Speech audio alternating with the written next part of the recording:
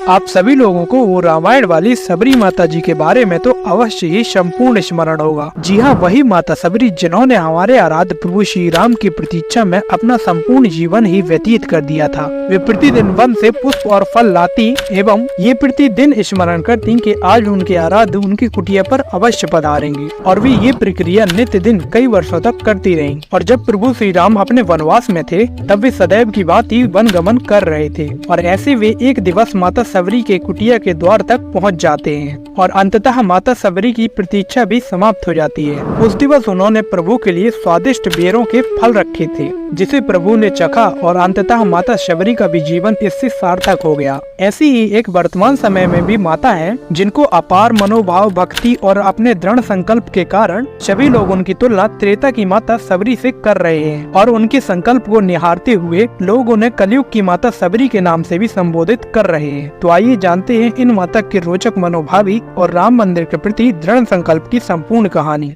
आप सभी को मेरा प्रणाम। 1992 में जब बाबरी मस्जिद को कार्य सेवकों द्वारा उसे ढाया गया तो उस कार्य के मूल्य को चुकाने के लिए कई कार्य सेवकों को अपने जीवन का बलिदान भी देना पड़ा। 1992 के उस क्षण के दृश्य को देखने और सुनने वाले लोगों में से एक थी उर्मिला चतुर्वेदी जी, जिन्होंने जब यह सुना कि अयोध्या की भूमि में हजारों कार्य सेवकों को गोली लगी है तो इन्होंने तत्क्षण उसी समय से यह संकल्प लिया कि जब तक प्रभु श्री राम का मंदिर अयोध्या भूमि पर नहीं बनेगा उस क्षण तक वे अन्न का सेवन नहीं करेंगी। और उसी क्षण से माता उर्मिला चतुर्वेदी जी ने अन्न को त्याग दिया। माता उर्मिला चतुर्वेदी जी मध्य प्रदेश के जबलपुर की रहने वाली है। वर्तमान में माता की आयु 92 वर्ष पूर्ण हो चुकी है। अब आप लोग यही स्मरण कर रहे होंगे कि वे जीवित फिर किस तरह हैं। जब यह प्रश्न परिवार वालों से किया गया तो उन्होंने बताया कि माता जी केवल द्रव्य चीजों का ही सेवन करके जीवन व्यतीत कर रही हैं। द्रव्य चीजों में जैसे कि नारियल का पानी, फलों का फूल और पानी पीकर वे जीवित हैं, और इस तरह वे अपने संकल्प पर पिछले 32 सालों से अडिग हैं। 1992 में किसी को भी ये आभास नहीं था कि राम मंदिर कब बनेगा और आखिर बनेगा भी या नहीं बनेगा, परंतु माता उर्मिला चतुर्वेदी जी ने किसी भी बात को स्मरण किए बगैर यह संकल्प ले लिया।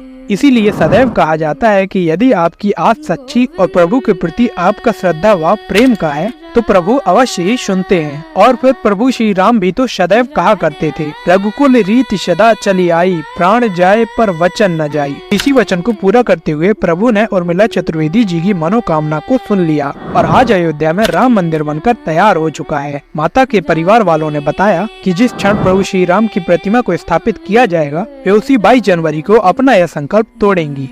पूर्व में कई वर्षों से सेवन न करने के कारण माता को बोलने में उनकी सांस फूलती है, मगर फिर भी वे राम नाम का जप करना नहीं भूलती हैं। उनके दिनचर्या की बात करें तो प्रतिदिन प्रातः भोर में उठना, पूजा पाठ करना, रामायण पढ़ना और गीता पाठ करके ये अपना दिन व्यतीत करती हैं। अगर हम आज की राजनीति को कुछ समय के लिए अलग कर दें और फिर स्मरण करें तो हमें आभास होगा कि वास्तव में तो माता जी जैसे भक्तों की तपस्या के कारण ही आज राम मंदिर बन पा रहा है। प्रभु ने कहीं न कहीं अपने भक्तों की तपस्या को सार्थक किया है, और फिर प्रभु रीझते भी क्यों ना जब हम लोगों के बीच माता उर्मिला चतुर्वेदी जी जैसे भक्त हों जिन्होंने राम मंदिर की तपस्या के लिए 32 वर्ष से अन्न को ही ग्रहण करने से त्याग दिया। इस दृश्य को देखते हुए मुझे वह गीत स्मरण हो रहा है कि कौन कहता है कि भगवान आते नहीं, तुम उन्हें मीरा जैसे बुलाते। आज हम भोजन नहीं करेंगे, आज से हम संकल्प ले जाएं, आज से हम नहीं खाएंगे खाना, मतलब उसके बाद से ये संकल्प तोड़ना है हमको।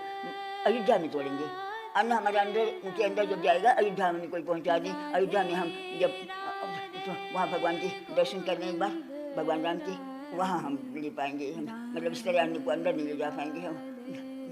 हमें लगा कि ऐसे भक्तों को आप सभी के समक्ष लाना चाहिए। ऐसे न जाने कितने राम भक्त हैं जो गुमनामी पर हैं, हम उन्हें भी आपके समक्ष लाने का प्रयास कर रहे हैं। अंततः मुझे यह पूर्ण विश्वास है कि आप लोग इस वीडियो को और भी लोगों के साथ साझा करेंगे ताकि उर्मिला चतुर्वेदी जी जैसे भक्तों की तपस्या के बारे में और भी लोगों को पता चल सके। मुझे प्रतीक्षा रहेगी आपकी टिप्पणी की, और ऐसे ही संस्कृति और ग्रंथों से जुड़े रोचक किस्सों को जानने के लिए हमारे चैनल को सब्सक्राइब करें।